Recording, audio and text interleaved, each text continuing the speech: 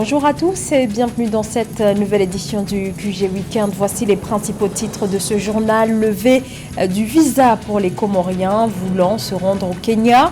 La mesure devrait entrer en vigueur avant la fin de cette année 2023.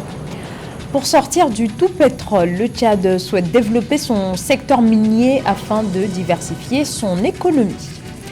À suivre également dans ce journal, Afreximbank, la banque africaine d'import-export qui, à côté du financement du commerce continental, soutient aussi des œuvres caritatives. Mais tout d'abord, l'ouverture ce samedi 8 juillet dans la capitale bissau-guinéenne du sommet extraordinaire de l'UMOA, l'Union économique et monétaire ouest-africaine. Les chefs d'État de l'organisation sont présents à cette rencontre censée aboutir sur l'adoption d'un nouveau pacte de convergence et de stabilité. Les questions liées à l'économie de l'Union, mais aussi les relations du Mali avec les institutions financières figurent aussi à l'ordre du jour de ce sommet qui se tient en prélude au sommet de la CEDEAO qui s'ouvre ce dimanche toujours en Guinée-Bissau. Les Comores et le Kenya ont annoncé la levée avant la fin de l'année du visa pour les Comoriens désirant se rendre au Kenya, une mesure en faveur de l'intégration continentale. L'annonce a été faite par le chef de l'État kényan William Ruto ce 6 juillet à l'occasion de la fête de l'indépendance des Comores. Et cette année, le président kényan était l'invité d'honneur de la cérémonie. Mildred Diamou. Les Comoriens ont célébré le 6 juillet 2023 le 48e anniversaire de l'accession à l'indépendance. Une fête nationale particulière marquée par la forte présence des Comores sur la scène internationale et des succès indéniables de la diplomatie du pays, selon le président Azali Assoumani. Dans son allocution de circonstance, le chef d'État s'est dit engagé à accompagner les efforts en faveur du dialogue, du rassemblement, de la consolidation de la paix, de la sécurité et de l'intégration africaine. Nous faisons tout ce qui est en notre pouvoir pour soutenir toutes les initiatives de consolidation de la paix, de la sécurité et de l'intégration africaine, en travaillant sans relâche en faveur du dialogue interafricain et du rassemblement. Invité d'honneur de la 48e fête nationale des Comores, le président kényan William Ruto, le chef d'État a reçu la plus haute distinction des Comores. Il s'est vu élevé à la dignité de Grand Croix de l'ordre du Croissant Vert du pays par son homologue Azali Assoumani. Les deux dirigeants ont annoncé la suppression des exigences de visa pour leurs peuples respectifs et se sont engagés à fortifier les relations bilatérales. Monsieur le Président et chers frères, j'ai bien pris note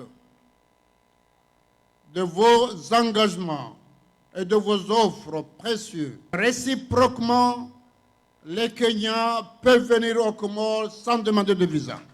Le Kenya se tient aux côtés des Comores en tant que collaborateur proactif dans ses efforts, notamment la facilitation des échanges entre nos peuples, la promotion des investissements et le partage d'expériences dans les pratiques de tourisme durable.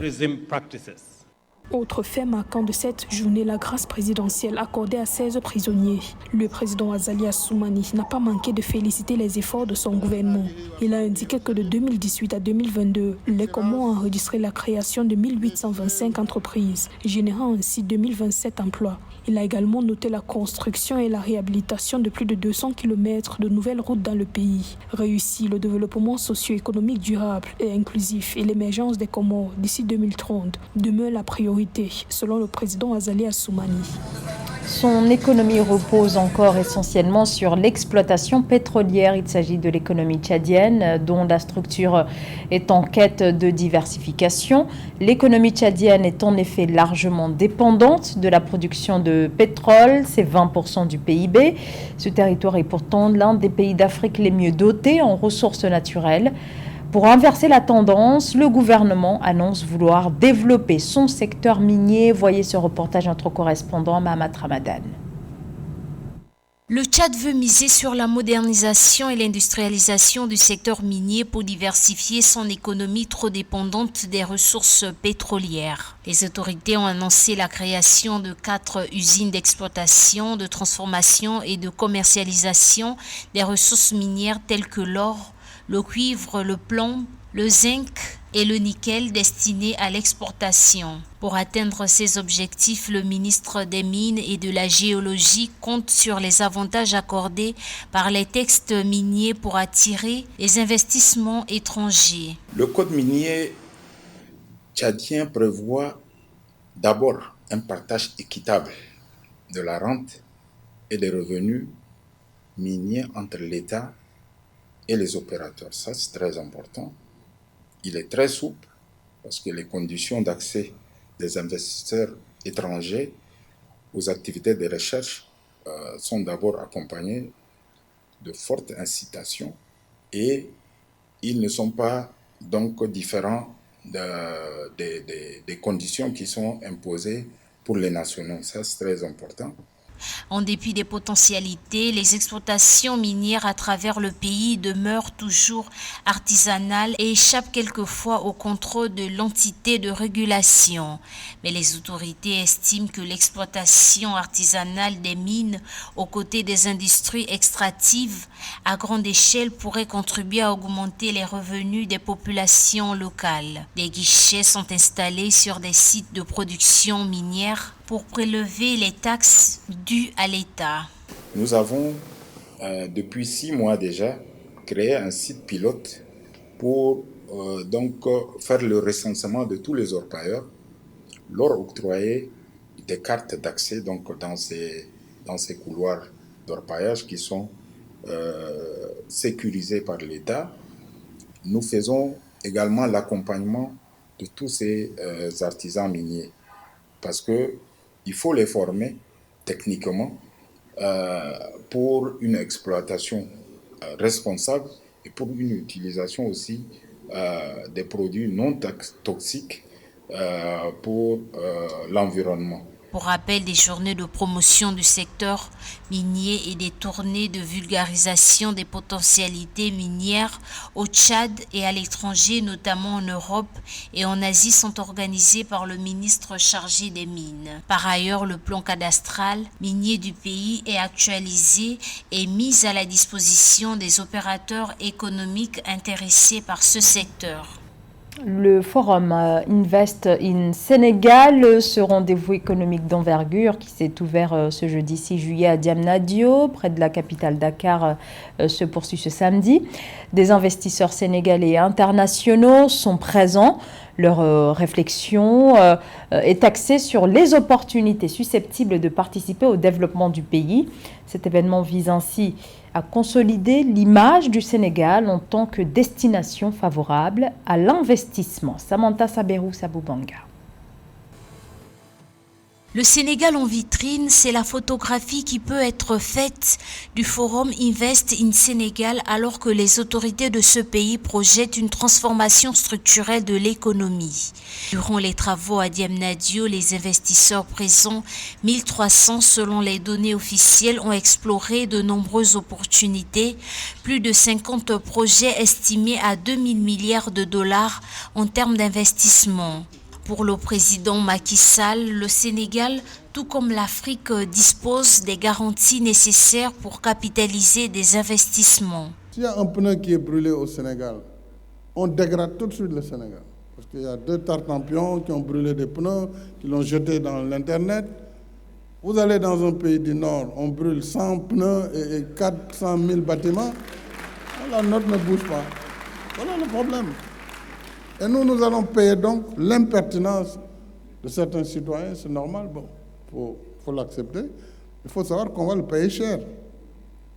Parce qu'on va dire, oh, Sénégal, c'est maintenant dangereux. Il n'y a aucun danger ici, je vous assure, il n'y a aucun danger.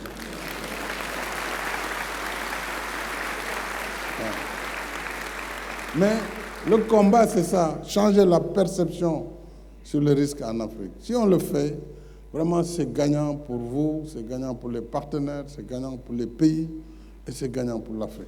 L'une des économies les plus performantes d'Afrique subsaharienne, le Sénégal ambitionne de conjuguer l'essor de son attractivité économique. En outre, le gouvernement du Sénégal a pris des mesures importantes pour améliorer l'environnement des affaires du pays, qui facilite notamment la création et l'exploitation d'entreprises à travers le pays. Il s'agit pour nous d'insérer le Sénégal dans l'agenda des investisseurs étrangers et de contribuer à faire de Dakar un hub de services et d'attractivité de l'investissement direct étranger. Je dois dire qu'aujourd'hui, toutes les conditions sont réunies car notre pays dispose de l'écosystème global approprié. À travers le plan Sénégal émergent, boussole de l'action publique, le gouvernement projette un taux de croissance à 2 chiffres pour 2023. Le Forum international des investisseurs, qui a donné lieu à plusieurs signatures de conventions, participe à cette stratégie. Outre l'environnement des affaires qui s'appuie sur plusieurs facilités, le Sénégal mise aussi sur sa réputation de grande démocratie en Afrique, renforcée ces derniers jours par le renoncement du président Macky Sall à un autre mandat pour convaincre les porteurs de capitaux. Afreximbank, la banque africaine d'import-export, poursuit ses engagements en faveur du commerce intra-africain. Cette institution panafricaine de financement du commerce agit sur ce segment depuis 1993. Mais de plus en plus, vous allez le voir, Afreximbank se mobilise également en faveur d'œuvres caritatives. C'est un reportage de Fraterlanda Kaisenga. C'est avec grand sourire et parfois une larme aux yeux que les représentants des deux organisations ont reçu leur chèque de financement de la part du réseau des conjoints d'Afreximbank. Celui de $50 000 pour Khadija Care Foundation qui distribue des produits hygiéniques pour femmes respectueux de l'environnement comme des serviettes hygiéniques réutilisables. Pour sa part, GEOC, une organisation qui s'occupe des enfants défavorisés ayant besoin des soins orthopédiques, a reçu $25 000 en soutien à ses activités. Nous nous intéressons aux enfants car nous croyons qu'on peut changer leur futur. Nous voulons leur donner l'indépendance pour qu'ils n'aient pas besoin de toujours compter sur quelqu'un pour survivre.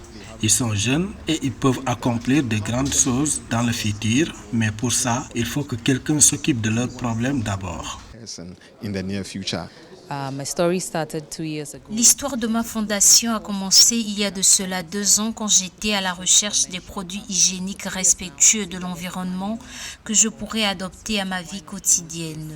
Je me suis rendu compte qu'on pouvait économiser beaucoup d'argent et je me suis dit pourquoi pas partager cela avec beaucoup d'autres femmes, surtout celles qui n'ont pas beaucoup de moyens, et depuis, ça a été mon objectif de combattre la pauvreté menstruelle au Ghana et au-delà, notamment en Afrique subsaharienne. Nos produits incluent les coupes menstruelles, les serviettes hygiéniques réutilisables et les sous-vêtements hygiéniques réutilisables.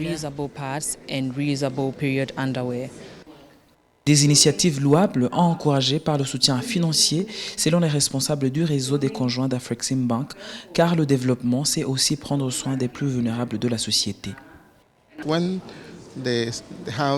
On dit souvent que quand il y a de l'ordre dans la maison ou la famille, les hommes font correctement leur boulot et tout le monde est content. Et donc nous avons créé ce réseau pour mettre tout cela en pratique et voir dans quelle mesure on peut soutenir les autres familles aussi à aller mieux. En Égypte, pays qui abrite le siège social d'Afreximbank, le réseau des conjoints d'Afreximbank soutient plusieurs activités caritatives comme le règlement des frais de scolarité en faveur des enfants malentendants des familles pauvres ou encore une école pour enfants des réfugiés africains en s'assurant que ces derniers bénéficient d'une bonne éducation et d'une alimentation saine. La finale de la Coupe d'Afrique des Nations de football des moins de 23 ans, c'est ce samedi. Une finale qui oppose 2 pointures du football africain, un face-à-face Maroc-Égypte. Coup d'envoi à 21h, heure locale, au complexe sportif Moulay Abdallah Rabat. C'est un duel de choc qui est attendu dans la capitale marocaine pour ces 2 équipes déjà qualifiées pour les Jeux Olympiques de Paris 2024. Du basketball maintenant, direction le Congo-Brazzaville où cette discipline est très peu financée par les pouvoirs publics, un sport qui en a pourtant besoin. Les financements pourraient permettre de développer ce sport qui attire beaucoup de jeunes désirant évoluer dans ce sport. Alors face au manque d'encadrement et de financement, le basketteur international d'origine congolaise Rudy Akara Okemba tire la sonnette d'alarme. José Douglas. C'est un cri d'alarme que lance l'ancien basketteur international congolais Rudy Okamba, qui avait misé beaucoup d'espoir chez les autorités de son pays après les Jeux africains de 2015 au Congo-Brazzaville. Mais à ce jour, aucun sursaut venant du ministère des Sports et de la Fédération pour redorer le blason du basket. Malheureusement, depuis 2015, il n'y a plus rien. On devait organiser la Coupe d'Afrique des Nations en 2017. Malheureusement, ça ne s'est pas fait. Rudy Okamba voudrait que les autorités de son pays soient à l'écoute car l'équipe nationale n'est plus représentée, n'a pas d'actualité. Pourtant, les joueurs sont très nombreux. Alors oui, le message à lancer aux institutions, c'est aidez-nous. Aidez-nous, bossant ensemble. On a une grosse génération.